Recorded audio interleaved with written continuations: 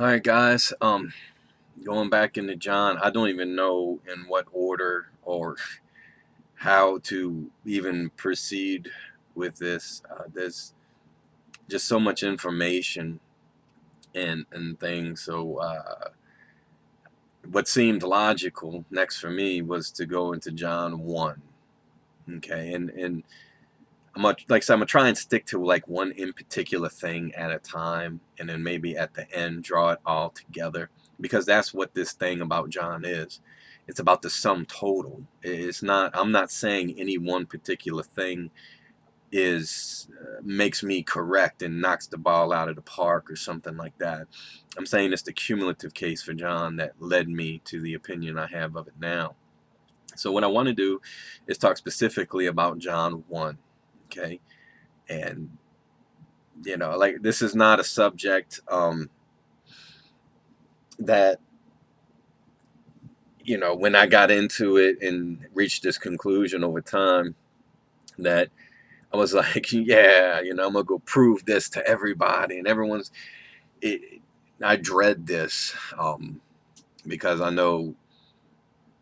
just know how it's going to be. But at the end of the day, I have to do my conscience, so that's what I'm going to do. And I think my position is completely defendable and makes the most sense. And of course, if it didn't, I wouldn't hold this position, in my opinion, would I?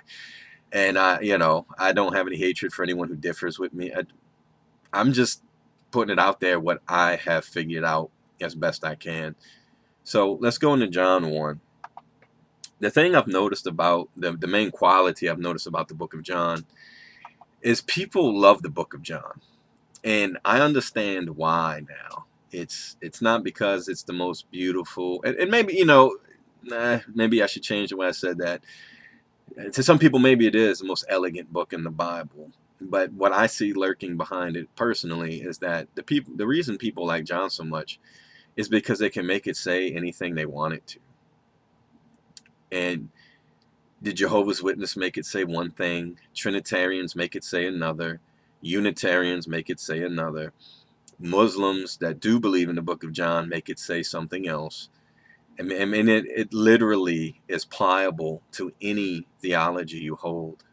Um, and I know that some of you, there's you who are mature in the faith that understand exactly what I'm talking about. And there are those who are not yet as far along this path. And I would say, just remember that if you haven't heard the arguments before, then you don't understand everything. And I'm not claiming to understand everything, but people know what I mean. I think the ones who can understand what I'm getting at, you can make it fit any position that you want it to. And the question is, it's our presupposition. What do we bring into it? Okay. I think this term spiritualizing things in the Bible, I think that's a bad term. I think there's metaphoric understandings. I don't know if I would say they were spiritual understand, like in the sense of spiritual interpretations. I think pretty much all that means really is they're metaphorical interpretations of things to come or things that were. I don't like the term spiritual interpretation. It's just not a unifying thing to me. But that to me is the inbuilt fascination with John, is that you can make it say whatever you want. And there are little points that I could agree with probably in every position. But I think the mistake people make with John is the presuppositional starting point. Where do they start? If everybody starts thinking the book of John is legit and it says what they think it says, then that's why we are in the condition we're in today, isn't it? But I think John has a very different point of view, and I don't think spiritualizing the text helps at all. I think the thing we have to understand about John is he presents himself as a gospel. And that's why the spiritualization stuff just really doesn't work for me overall. Are there metaphorical things? Well, that's the thing. Are you going to take the book metaphorical, or are you going to take it as a legitimate account? And people try to mash that together. They try to do both. And that to me just doesn't work. It's either saying what it's saying and presenting itself to be true. Either these conversations happened or they didn't happen. Everything else, I'm not, I'm not as interested, I guess, in somebody writing a gospel that is a bunch of their theological opinions. And that's what we do. We ignore the fact that there are some serious problems with John. We just ignore that and say, well, we spiritualize it. That's our fallback position. That's a spiritual understanding. You have to understand what it's saying spiritually. I don't think that's the way the Johannine community took it. I don't think they took it that way. That was their gospel.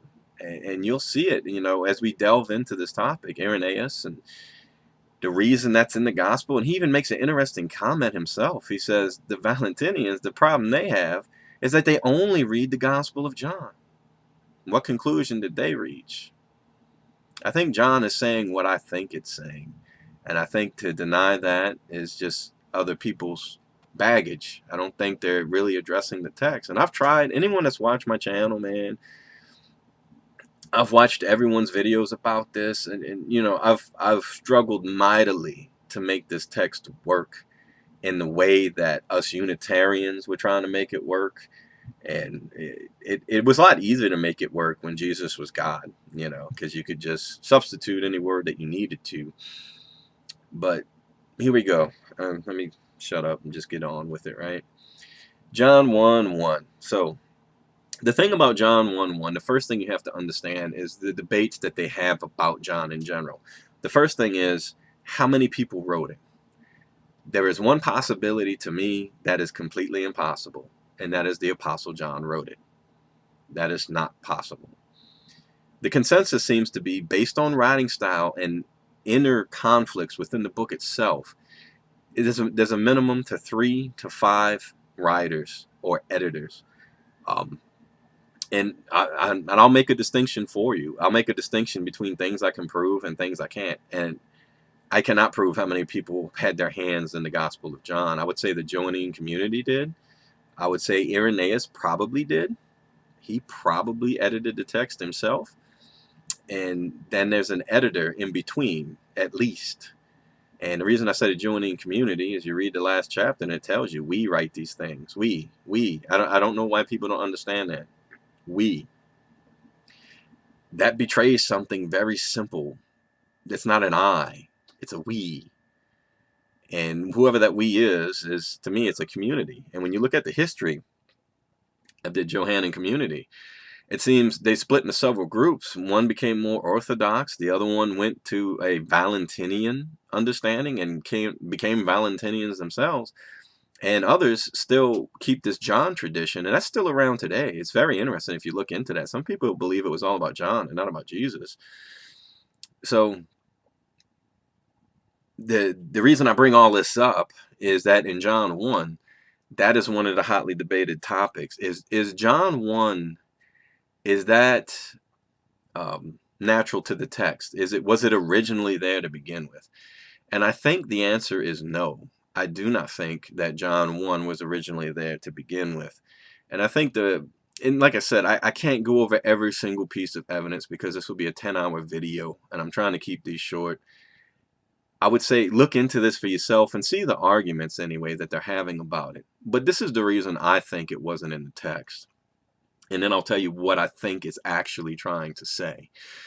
So we read John 1:1. It says, in the beginning was the Word, and the Word was with God, and the Word was God. He was in the beginning with God. All things were made through him, and without him was not anything made that was made. In him was life, and the life was the light of men, the light that shines in the darkness, and the darkness has not overcome it. There was a man sent from God, whose name was John. He came as a witness to bear witness about the light, that all might believe through him. He was not the light, but came to bear witness about the light. The true light, which gives lights to everyone, was coming into the world. He was in the world, and the world was made through him, yet the world did not know him. He came into his own, and his own people did not receive him. But to all who did receive him, who believed his name, he gave the right to become children of God, who were born not of blood, nor of the will of flesh, nor of the will of man, but of the will of God.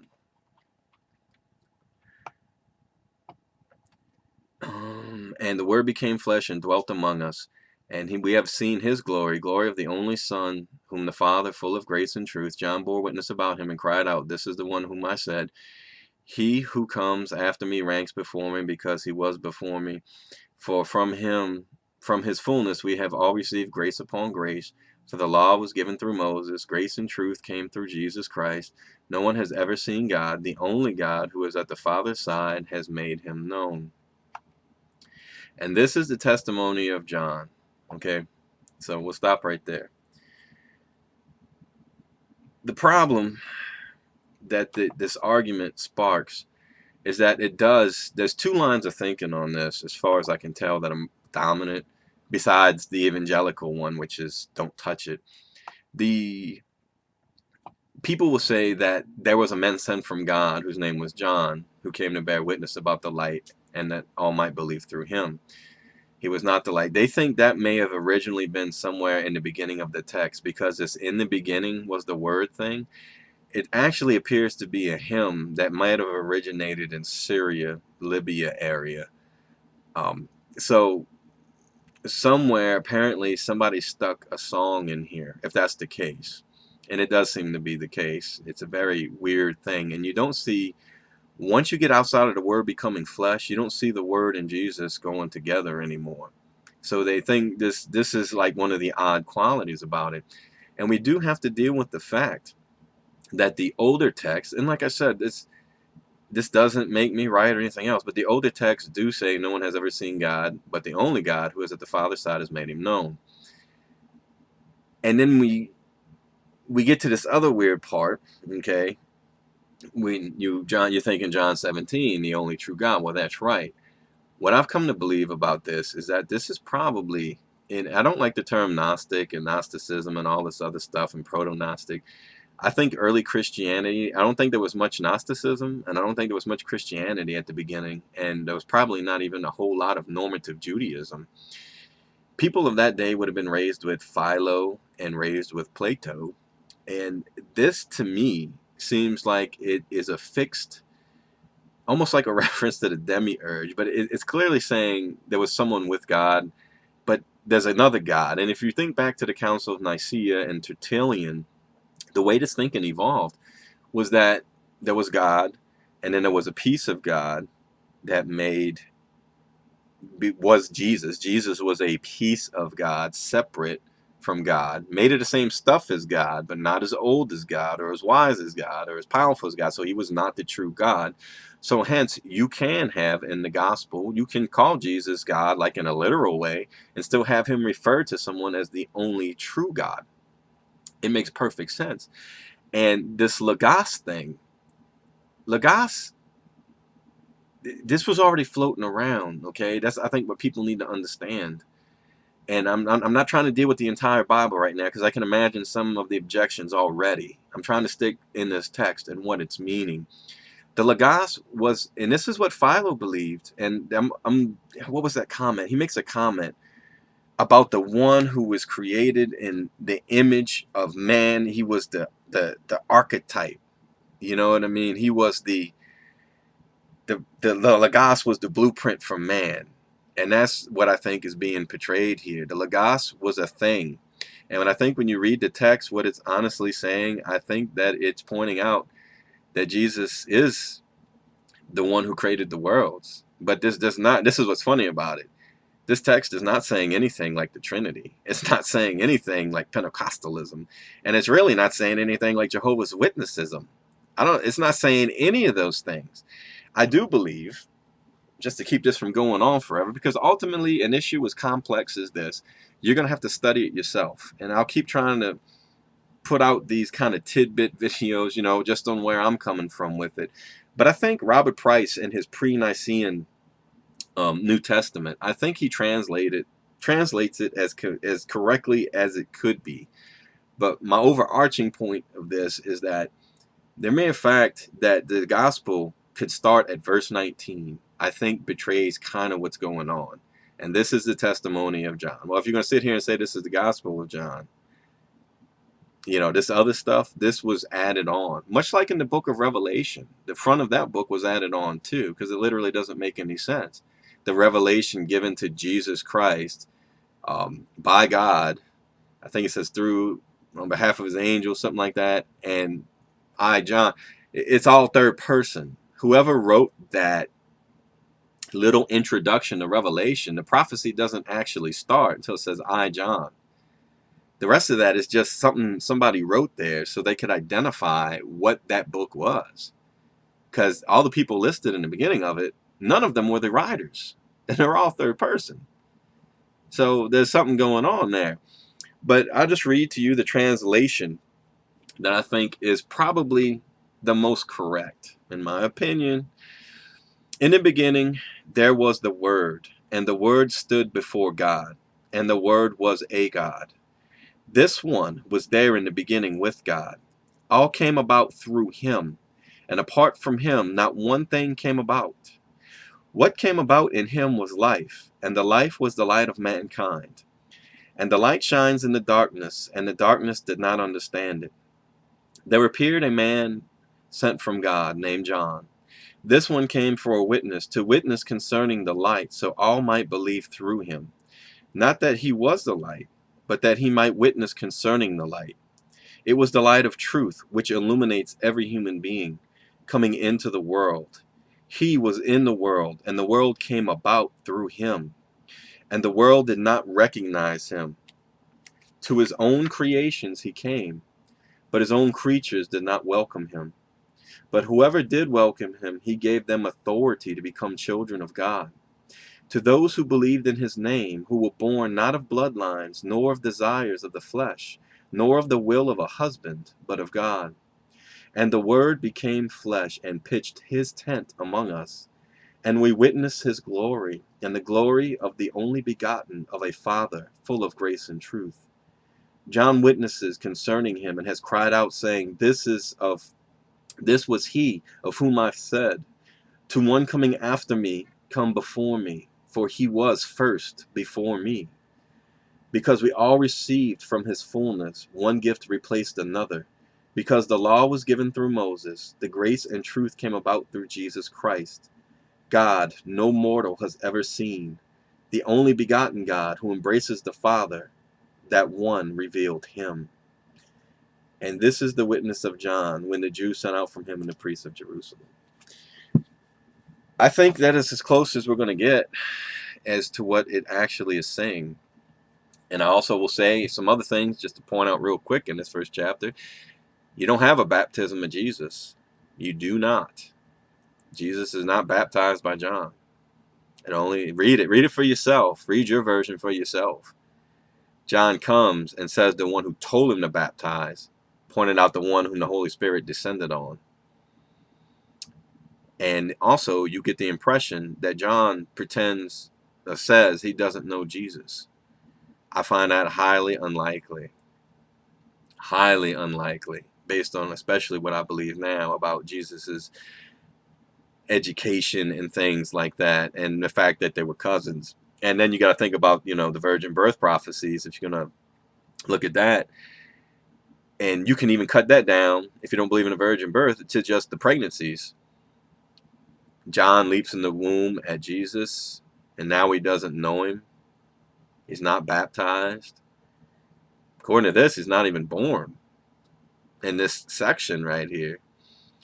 And like I said, I can hear the objections, and that's fine. I'm just throwing out there what I've discovered and what I think an unbiased reading of the text is saying. I think it's saying that Jesus was a pre-existent thing, person, because that's the funny thing about the Logos, depending on who you're thinking of. Now, in Philo, from what I found, and I'm going to dig this reference up because I know people will challenge it, but it's a person. The Logos is a person to Philo. And Plato, it necessarily wasn't the case always. Depends how you define form and all this other stuff. But to Philo, it was. It was personal. And it was the archetype of human beings. And I will dig that reference up for you and get it posted for you so you can see that I'm not crazy. And that's it. I'm going to try and keep these short. And this is what I'm thinking about John. God bless.